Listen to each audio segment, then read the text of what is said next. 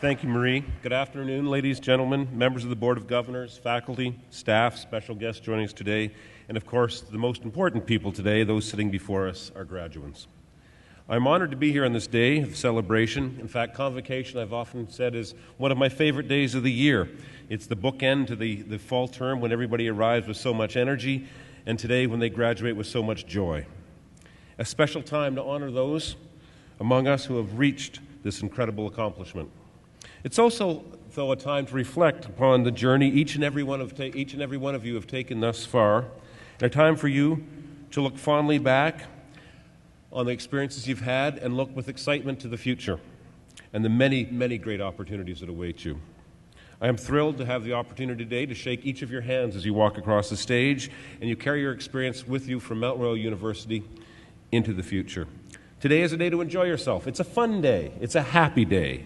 And take pride in the accomplishments that you have achieved and the struggles that you went through to get here. You proudly wear your caps and gowns, and you represent a connection to a long tradition. You will note faculty members and others here with different color hoods representing the institutions that we graduated from. And it's a long, hundreds-of-year-old tradition, 800-year tradition to wear these robes, and you should be proud to be a part of that tradition. At the same time, I'm sure all of you recognize that you haven't made that journey alone. Your loved ones made many sacrifices to get you here. And throughout the stages of your educational journey, you in turn have come to understand the value of not only accepting help, but offering help in return. Now, even though you may owe your family, your teachers, friends, and even acquaintances for their continuous support, they are not likely to expect you to pay them back directly, with the possible exception of the Mom and Dad Student Loan Program. If, however, you can give the same type of support that you were given these past years to those who you meet throughout your life, that is the true test of what it is to be a remarkable citizen. To all the parents, guardians, spouses, families, cousins, aunts and uncles, family members and friends who are with us today, you should feel very proud and have a great deal of satisfaction in the role that you played in making this day possible. When I say proud, I appreciate there are many different types of levels of pride that you could be feeling today. Some of you have experienced university for yourselves. You probably shuddered when you thought about your sons and daughters experiencing the type of undergraduate education you did. But you must be very proud that they too have gone through university and are now graduating. There may be some of you who have not experienced university and are completely ecstatic that your son, daughter, family member, or friend has made this amazing journey and is successful into being here today. Whatever the emotion, witnessing these graduates end one chapter of their lives and start another should be an exciting time for you as well. Now, I'd like to ask all of our graduates, just you folks on the floor, to stand up and rise. Please stand up. No applause. Hold on a second, folks. I want you folks to turn to the people who helped make this possible and thank your parents. Give your parents, your loved ones, your siblings, your aunts, uncles, a big round of applause for making this possible for you. Thank you.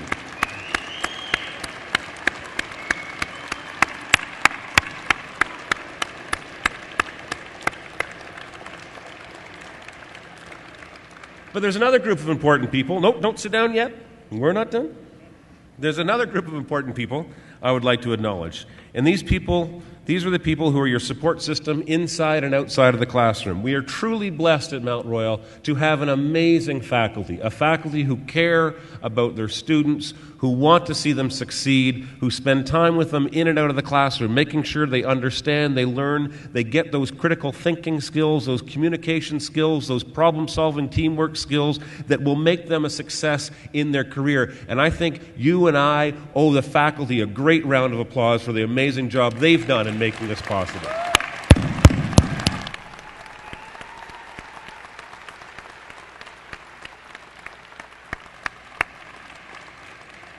Okay, now you can sit down.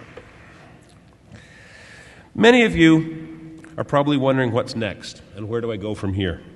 Now, although I can't answer that question specifically for each and every one of you, I can do my best to provide some insight that I hope you will find of use as you embark on your next journey.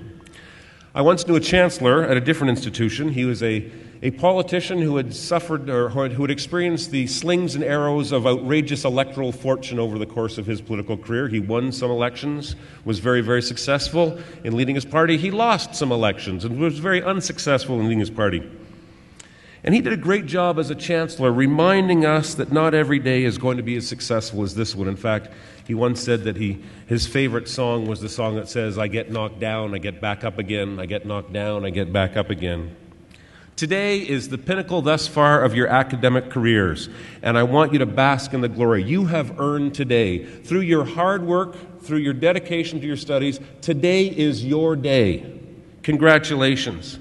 But as you enjoy this moment, it's important to remember the valleys and the peaks you experienced getting here. Not every day in the past few years have been like today. There have been many times when there have been valleys. And this is especially significant because there will be many valleys and peaks throughout your career, throughout the rest of your life, and your personal life and your professional life. If you can overcome the obstacles that come your way with determination, with passion, with poise, and with dedication, the peaks you experience will be much more rewarding.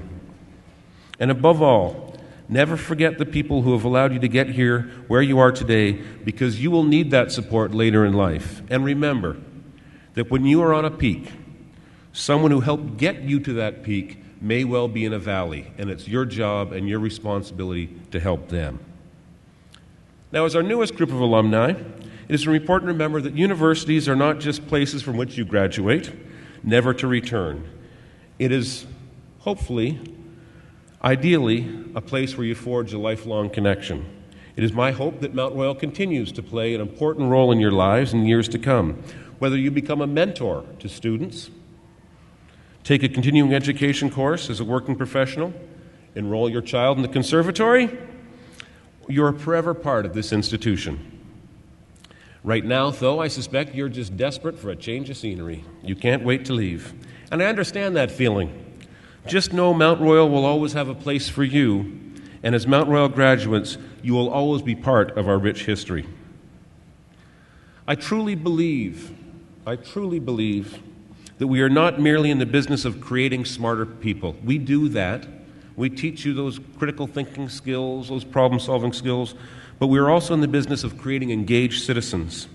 And today, this rite of passage is just one important element of the citizenship you will take on. Last week, I talk often about citizenship because engaged citizens are very important to me. I had an awful long day. It actually began first thing in the morning. The associate vice president and I flew up to Grand Prairie Regional College to talk about arrangements to offer our BBAs there eventually and other programs. It was a great day. Flew back, had another engagement. It was a really long day, and I was listening to the Best of Q on CBC at 10:30 at night, driving on the ring road home, and I was exhausted. And Jian Ghomeshi was interviewing Toni Morrison, the Pulitzer Prize-winning American novelist. And she started talking about how important it was to use the language of citizenship. So here's this bald guy in his Honda Civic at 10:30 at night doing high fives to his imaginary friend in the Honda Civic as I'm driving down the ring road because I was so pumped about what Toni Morrison was saying. And here's what she said. Citizens build communities. Consumers purchase products. Taxpayers know their demands. The world needs more citizens. And that is what Mount Royal produces. Why do we need more citizens? Citizens vote. They give blood. They own a library card. They teach their kids, they coach their kids t-ball. They convene a league. They raise money for an MIR for a hospital. They engage in civic discussions. They make communities real and vibrant places. We have done our job in helping you get your success. You deserve so much praise for what you've done, but your job is not yet over. To be truly successful Mount Royal graduates, we're asking you one more thing. For the rest of your careers, the rest of your lives, become engaged citizens in whichever community you live.